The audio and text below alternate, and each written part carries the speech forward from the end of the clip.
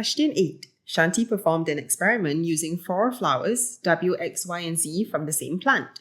The diagram below shows how each flower looks like with the different parts labeled. She then removed different parts from the flowers, and the table below shows the parts removed in each flower. Now the question is asking us, which flower will certainly not be able to develop into a fruit? Let us start by looking at the diagram above. There are some parts of the flower that we need to label. So what is part J? Part J is the petal. What is part K of the flower? It is the stigma. What is part L? The ovary. And what is part M? The anther. Now, since the question is asking us which flower will not develop into a fruit, let us first start by discussing how does a flower develop into a fruit? Which 2 processes must take place? The first process is pollination, followed by fertilization. Now, where does pollination take place? At the stigma. And how about for fertilization?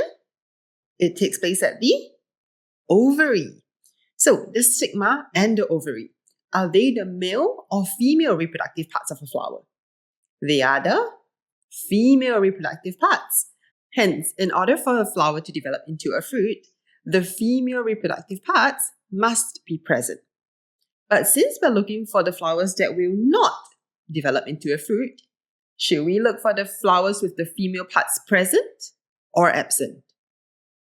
Absent, which means the female parts must have been removed. So let us write this down. So, since the stigma and the ovary are the female reproductive parts, let us go look for the flowers with either part K or part L removed.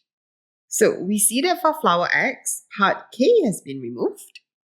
And for flower Y, both part K and L have been removed. That means our answer should be both flower X and Y. Is that correct?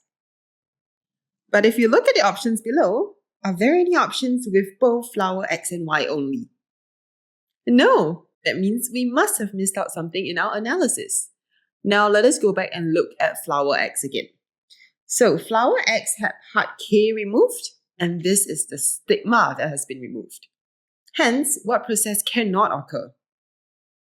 Pollination. So if there is no stigma to receive pollen grains, can fertilization occur? No. And can flower X develop into a fruit? No as well. But what if I told you that flower X can still develop into a fruit? Are you able to think of how this happened? What if, before the stigma was removed, the flower had already received pollen grain for pollination to occur? Do you think that's possible? Yes, so let us write this down.